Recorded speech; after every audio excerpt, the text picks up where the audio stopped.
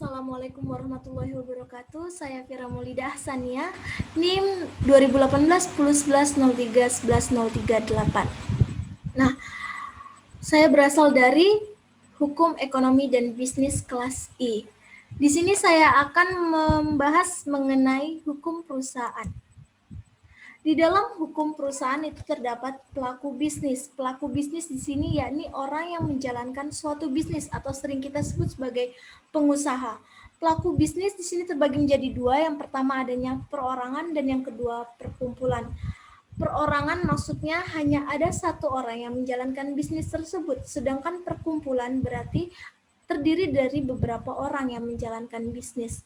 Perkumpulan itu dibagi menjadi dua, yakni badan hukum dan bukan badan hukum. Perkumpulan memiliki unsur-unsur sebagai berikut. Yang pertama adanya kepentingan bersama, yang kedua ada kehendak bersama, yang ketiga adanya tujuan yang sama, dan yang terakhir adanya kerjasama yang jelas. Nah, suatu perkumpulan itu tidak menjalankan perusahaan. Bila ia menjalankan perusahaan, maka disebut dengan persekutuan. Persekutuan itu dibagi menjadi dua lagi, yakni badan hukum dan bukan badan hukum. Adapun perbedaan badan hukum dan bukan badan hukum di sini yakni yang pertama, pada badan hukum izin dan pengesahan itu dari pemerintah, sedangkan bukan badan hukum hanya sebatas adanya kesepakatan para pihak. Perbedaan yang kedua yakni badan hukum sebagai subjek hukum sehingga ia dapat melakukan perbuatan perdata, sedangkan bukan badan hukum itu tidak dapat melakukan perbuatan perdata. Nah, yang ketiga yakni tanggung jawab badan hukum menitik beratkan pada perkumpulan atas perbuatan organnya, sedangkan bukan badan hukum yang bertanggung jawab adalah orang-orang yang telah melakukan perjanjian. Dan perbedaan yang terakhir yakni pertanggungjawaban hutang piutang hanya sebatas harta perkumpulan kalau dalam badan hukum, sedangkan kalau bukan badan hukum, pertanggungjawaban atas hutang piutang itu berasal dari harta pribadi maupun harta perkumpulan. Lanjut, kita akan membahas mengenai bentuk perusahaan. Bentuk perusahaan yakni ada dua, perusahaan perseorangan dan badan usaha.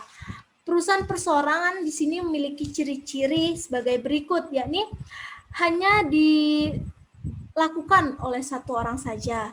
Modal milik satu orang, pekerja sebagai pembantu pengusaha. Ini dibuktikan dengan adanya perjanjian kerja dan juga pemberian kuasa. Yang keempat, tidak adanya pengaturan khusus mengenai perusahaan perseorangan, asalkan tidak mengganggu kepentingan umum dan juga kesusilaan. Dan yang terakhir, pemilik usaha bertanggung jawab atas segala hutang piutang perusahaannya. Contoh dari perusahaan perseorangan yakni usaha dagang dan perusahaan dagang. Nah, adapun badan hukum itu terbagi menjadi dua, bukan badan hukum dan juga badan hukum. Di sini saya akan menjelaskan mengenai bukan badan hukum. Bukan badan hukum ini contohnya seperti persekutuan perdata. Nah, persekutuan perdata sendiri telah diatur di dalam buku ketiga bab 8 BW.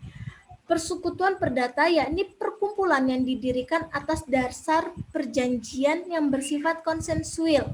Konsensual artinya kesepakatan para pihak. Pengertian lebih lanjut dapat dilihat pada pasal 16-18 BW dan 16-19 BW. Nah, pada persekutuan perdata, masing-masing anggota wajib memasukkan baik berupa uang, modal, maupun barang dan usaha ke dalam perseroannya itu. Nah, syarat sahnya perjanjian persekutuan perdata sama dengan yang terdapat pada 1620 BW, yakni cakap hukum, adanya kata sepakat, hal tertentu, dan sebab yang halal. Ditambah lagi oleh 3 syarat, yakni yang pertama tidak dilarang hukum, yang kedua tidak bertentangan dengan kesusilaan dan kepentingan umum, dan yang terakhir adanya kepentingan. Lanjut, kita akan membahas mengenai firma yang telah diatur pada pasal 16 sampai 35 KUHD.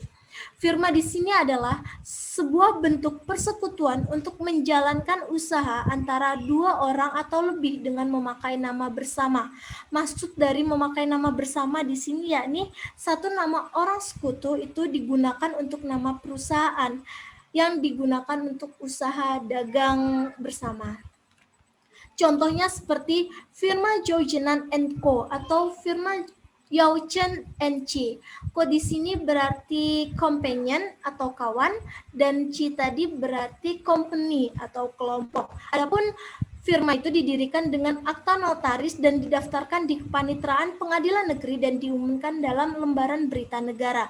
Tujuannya yakni agar pihak ketiga yang melakukan hubungan hukum dengan firma tersebut dapat mengetahui secara benar dengan siapa harus bekerja sama. Adapun ciri-ciri firma yang pertama yakni menjalankan perusahaan, yang kedua dengan nama bersama, ketiga adanya tanggung rentang, yang keempat masing-masing sekutu dapat mengikat firma dengan pihak ketiga. Ada dua kesulitan peran dan tanggung jawab firma ini. Yang pertama, seluruh anggota pertaruhkan harta pribadi yang berkaitan dengan tanggung jawab firma. Yang kedua, keanggotaan firma bersifat perorangan sehingga tidak dapat dialihkan.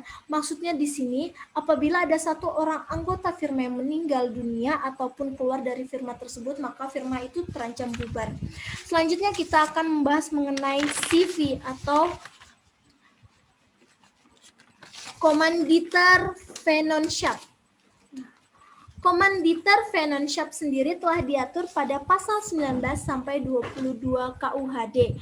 CV di sini adalah bentuk badan usaha kemitraan yang didirikan 2 orang atau lebih, di mana ada beberapa anggota yang memiliki tanggung jawab yang tak terbatas dan beberapa anggota lainnya memiliki tanggung jawab yang terbatas.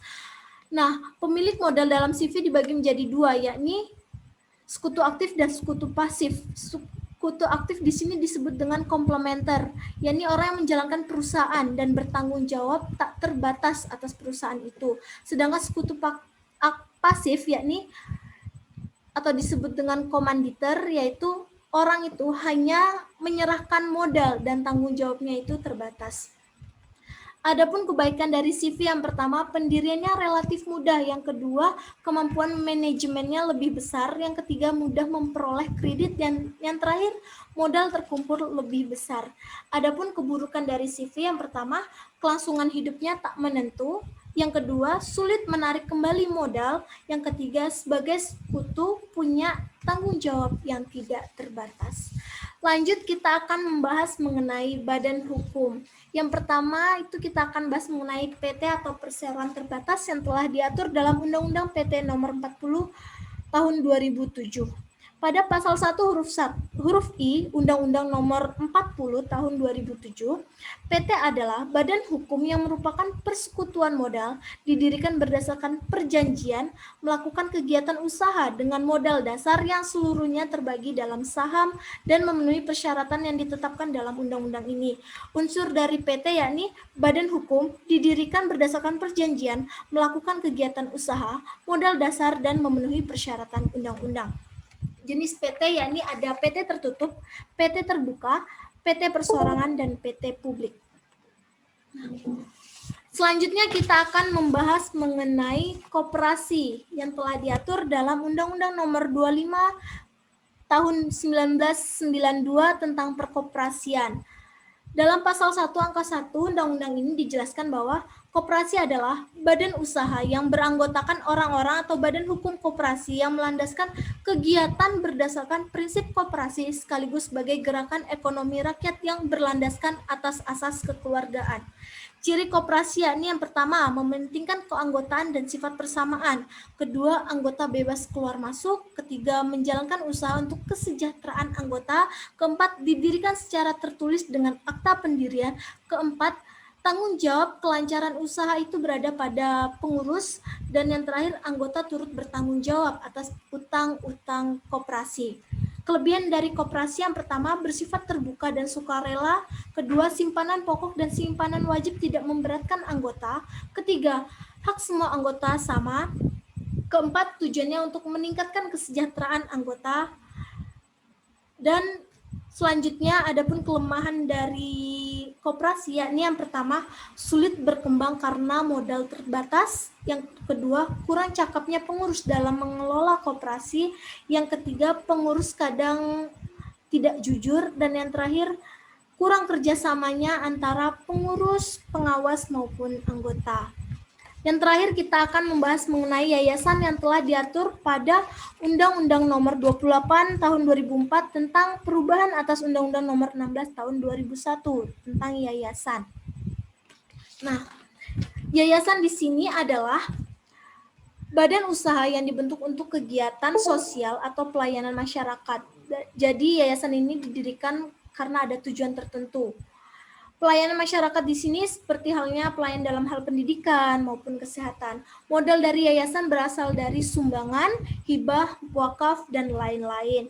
Perlu diketahui harta kekayaan yayasan ini terpisah dari harta kekayaan pribadi pengurus atau pembina. Kelebihan dari perusahaan yayasan ini yakni membantu masyarakat, dan kekurangan yakni terbatasnya dana yang diperlukan. Demikianlah pembahasan mengenai hukum perusahaan. Terima kasih atas segala perhatiannya. Wassalamualaikum warahmatullahi wabarakatuh.